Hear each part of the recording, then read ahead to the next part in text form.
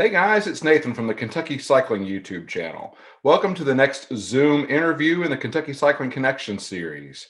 My guest today is someone who's worn a lot of hats over the years in the Kentucky cycling community and a face you may recognize from a couple of previous videos here on the channel. Today, he's here in his current role as the chair of the Kentucky Bicycle and Bikeway Commission, or the KBBC, Mr. Vince Carman. Vince, welcome back to the channel. Good morning. Before we dive into questions about KBBC, I always like to start with a little get to know you type stuff. Why don't you just tell us a little bit about yourself, including how you got into cycling? I got into cycling as a kiddo. It was an escape. It was a way to get out. My father gave me a bike when I was probably 5 after I broke 3 or 4 big wheels. My grandparents got me a bike when I was in Texas as a youngster and put knobby tires on it because my grandmother said, don't ride in the street, it's dangerous, ride in the dirt. I got so many flat tires from that. So I kind of stuck to that. And then getting back out as an adult, lived here and there, and got to bike for everyday commuting and trail riding and tours and loved it and became an advocate, started building trails, and then that's grown into overall cycling advocacy. Cool. I know you have a special passion for mountain biking, apparently started by your grandmother, which is interesting. Has mountain biking pretty much always been your go-to form of cycling, or have you dabbled with other types of riding over the years? Dabbled. I've done road cycling. I've got a couple centuries under my belt. I did the first year Kentucky Cycling Challenge, so I have my century jersey from that. In order to talk to people about mountain biking, I wore my Kimba jersey to every single ride that I did. And I think that's kind of what attracted the attention of some folks that recommended I apply for the bike commission in 2014. I'm looking at doing some bike packing in the future and getting out and having fun. Cool.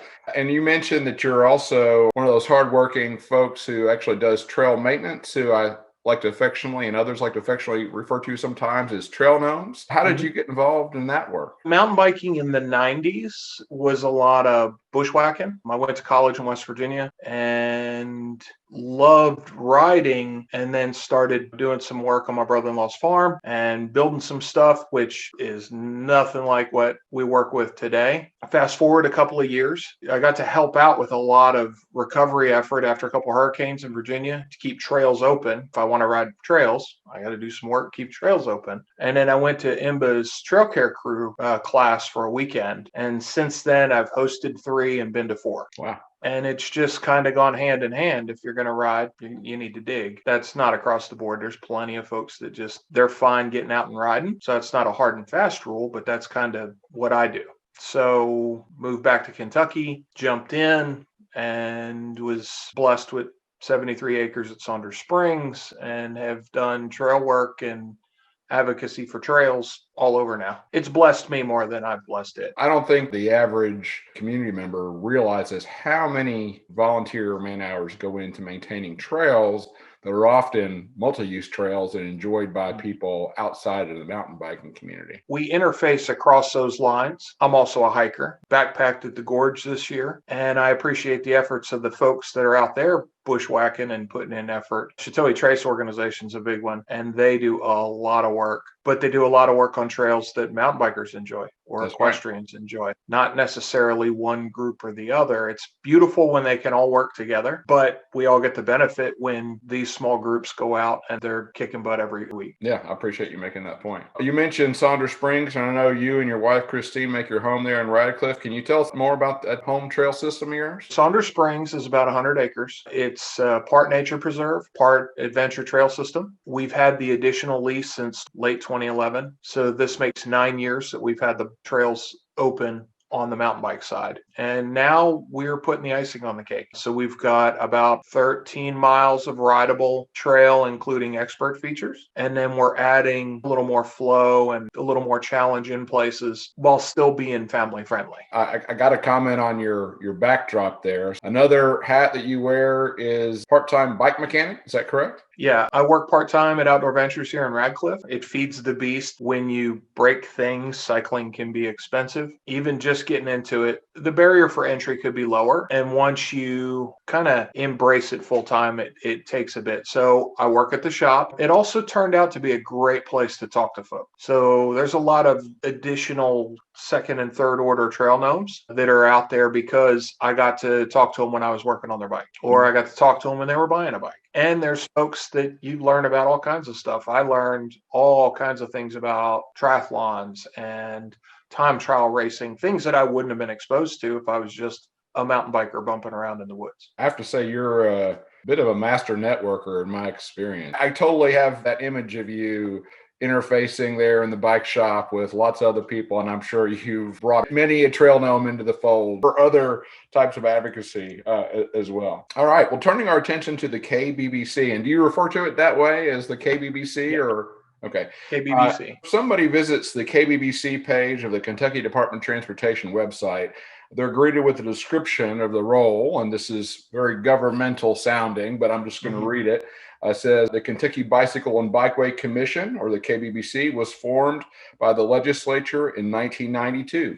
It's tasked to represent the interest of bicyclists and advising the Secretary of the Kentucky Transportation Cabinet on all matters pertaining to the use, extent, and location of bicycles and bikeways, assist the Bicycle and Bikeway program and exercise of its duties within the cabinet, and promote the best interests of the bicycling public within the context of the total transportation system to governing officials and the public at large. And then it goes on to cite the Kentucky State statute, which gets its authority. So I gather from this description that the commission plays a role as a liaison between the interest of Kentucky cycling and government here in Kentucky. Can you talk a bit more about this? It kind of works in several different ways. We meet quarterly with the Department of Transportation's bike ped coordinator, or the cabinet's bike pedestrian coordinator, Daniel Walker. Used to be Troy Hearn. When I came on the commission, it was Troy. Speaking of master networkers, and another person who wears a lot of hats in the cycling community. Yes, there's 7 commissioners. We meet quarterly to discuss whatever cycling issues that are either going on that we've been contacted about, or some things that we see on the horizon, or some things that we know are a problem from the past. Since I've been on the commission, the first year or two, there was a major legislative change in descriptions. We're going to have to do that again here soon. And another thing was supporting Dr. Dixie Moore's 3-foot passing effort, which now is law, is legislation in Kentucky, trying to protect not just us, but vulnerable road users, be it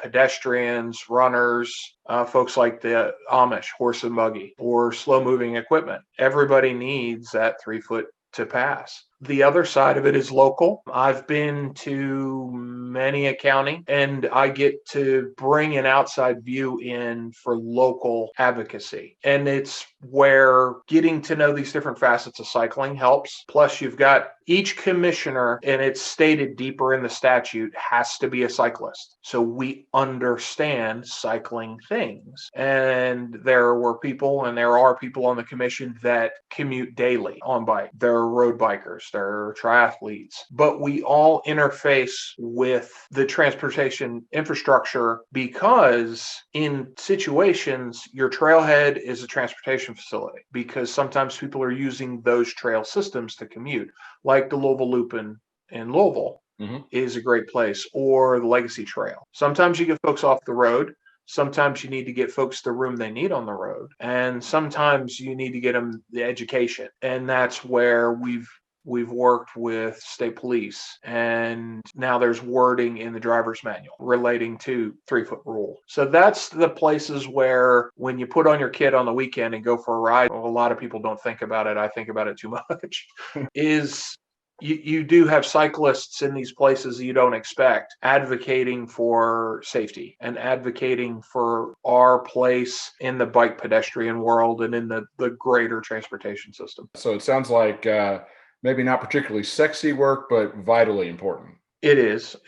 I don't want to to toot that horn too much, but there's a lot of positive impacts around the state because you have an advocate. And many times I've seen you can't be a prophet in your own land. So you can be in your town and you can know all the facts and you have all the information to get that road diet and what the cycling input would be. But sometimes it helps to have somebody come in from out of town that works also with the transportation system that says, hey, this is what we're seeing at the state level, and this is what we're advocating for, and we think this is a cool idea.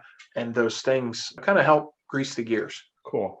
You mentioned that advocacy role. Up until a few years ago, Kentucky really didn't have a dedicated bike walk statewide advocacy organization. Now we do in the form of Bike Walk Kentucky. So how does KBBC interface with Bike Walk Kentucky, and what's the relationship there? It's not formalized yet. We've stayed in communication. We talk about issues. There's a new one that's on the radar. I've got to reach back to Mike and the folks over there. But it's great that this effort has come together. It's independent, not necessarily all new advocates. It's got a lot of cornerstone, foundational long-term advocates, but they've also fired up a bunch of new folks to come on board. And that's going to kind of feed the system because we need information. I can politic for mountain bike trails because I know mountain bike trails.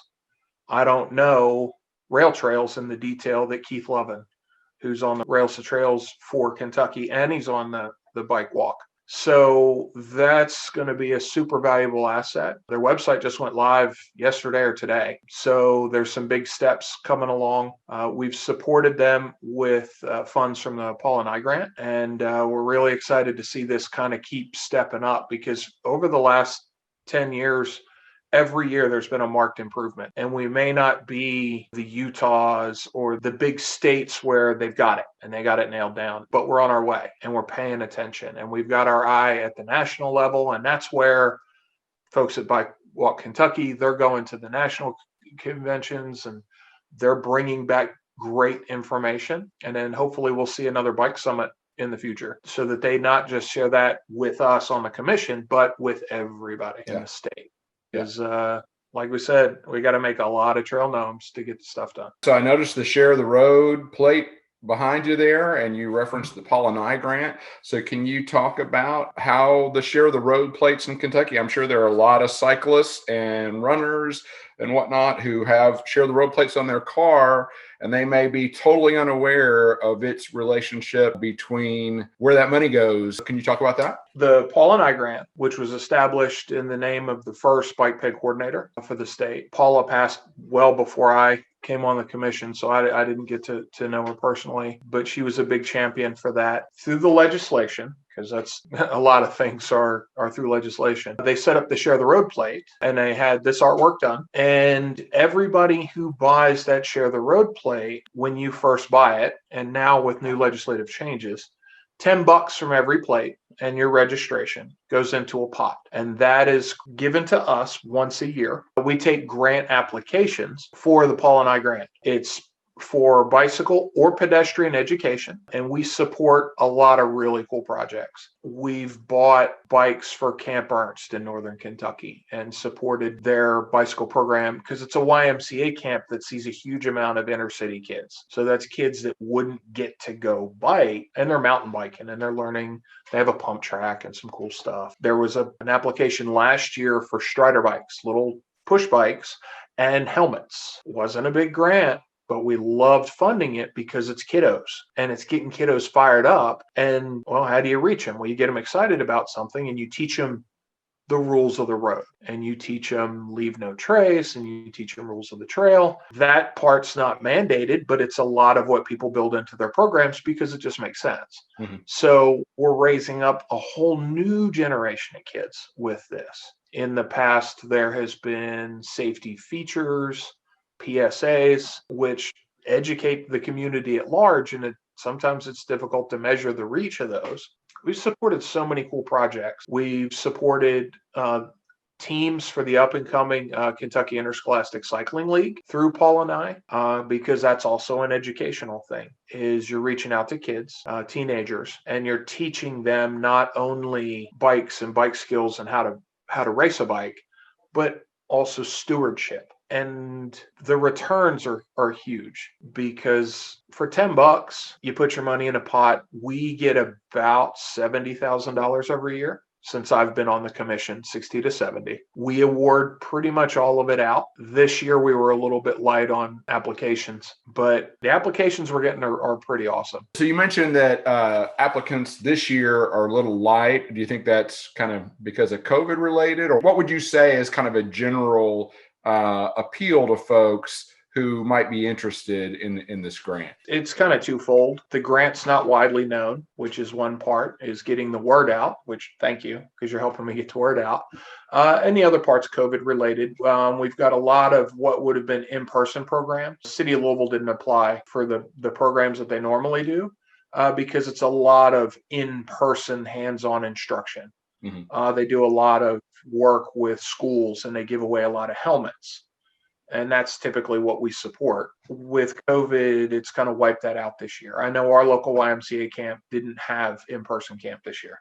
So that's a little bit of the impact. I would encourage folks to reach out to commissioners or reach out to the bike pay coordinator, Daniel Walker, because what'll happen is Daniel will say, hey, somebody's asking these questions, and then we'll talk amongst ourselves, and typically a commissioner will step up and work with an organization and say, hey, this is a good fit for you. And sometimes we know that there's other programs that are a good fit. Sometimes it's the bike industry. Sometimes it's other groups like People for Bikes that have a program that would fit well. We don't have to have a formal connection to somebody or a program for us to go, that kind of fits your needs, or this, fit your needs. And there's no harm in, it's actually better if you reach out and talk to a commissioner or talk to somebody in transportation cabinet about the program before you submit a grant, so that we can say, hey, look, these parts of the application are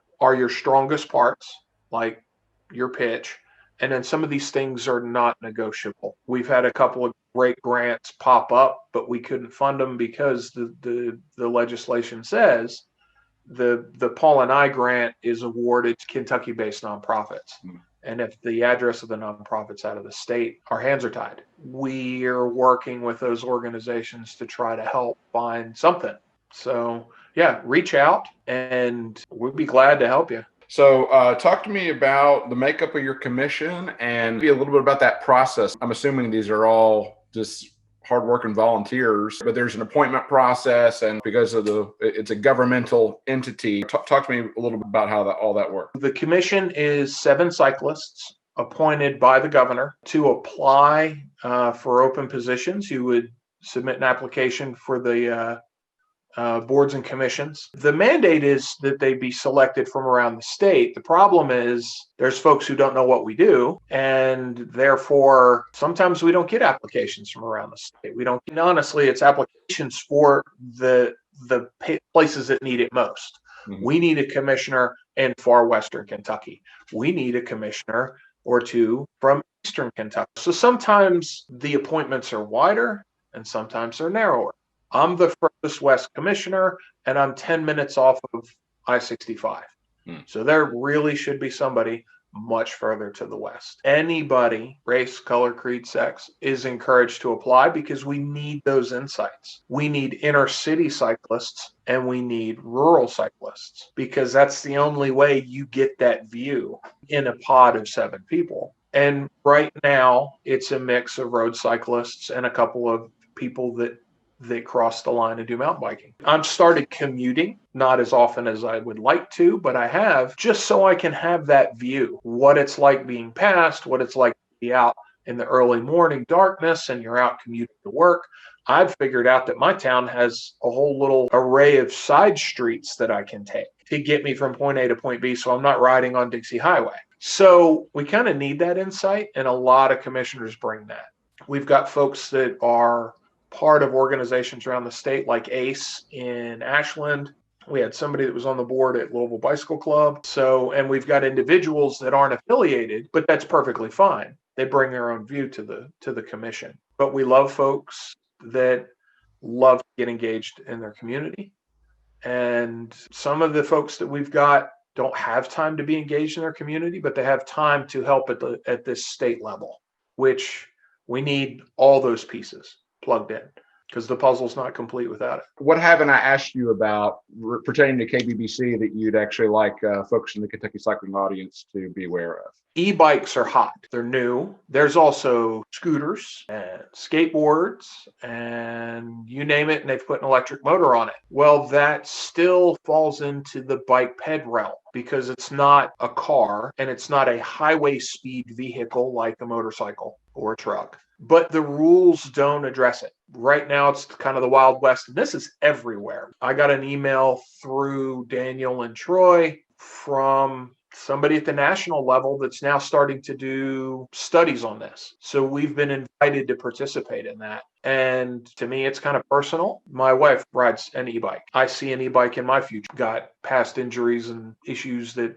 someday if I want to get out there and I want to ride way back in the woods, or I want to ride up to the corner and get 2 gallons of milk, I'm going to need that e-bike. But how do you treat it? Right now, the regulations don't address it. So now we've got to go back to what we did 8 years ago and go back in and go, now we have to better define the bicycle. And that's where Bike Walk Kentucky gets to be a partner.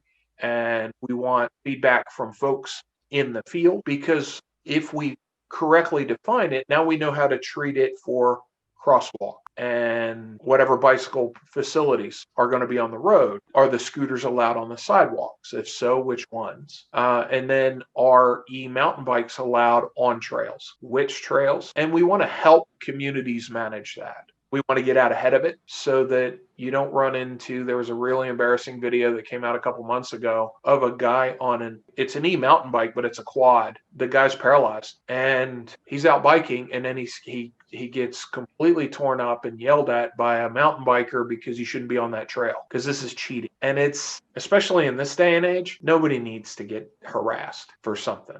So let's just get ahead of it. Let's get the definition put out there. And you know what?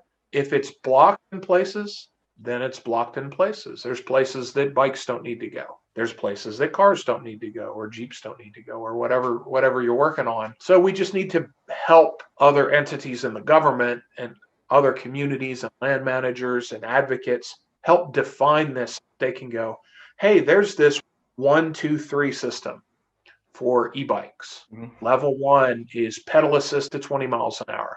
Level 2 is pedal assist 28, type 2. Type 3 is throttle or pedal up to 20. And that's the industry standard that big companies like Giant Specialized in Trek. And that's what they're working with right now. And for the most part, you can only get level 1 e-bikes. You can get these folks to get this hot rod it, but that's outside of the norm. But it also develops some rules and go, hey, type 1 bikes are allowed on the legacy trail, because you don't want people flying down there at 28 miles an hour. You want people that's pedal assist and it's giving them a boost. The benefit to that is I just want the bike family to grow. So how do you grow it? Well, you lower the bar for people, especially the people that have a disability that may not be able to enjoy the sport or to use it as transportation to get around. My wife's got asthma, and we went from trips where we spent 2 or 3 hours riding in a weekend to there's many hours of suffering, but she's way up ahead because it's a tailwind for her. It kind of flattens that hill. So we're enjoying much longer trips. We just did a back-to-back Laurel Lake Chateau Trace ride and a Pulaski County ride, and we had a great time. Spent hours out on the bike, saw all kinds of stuff and critters, bears. We went to Big South Fork and we got to see bears.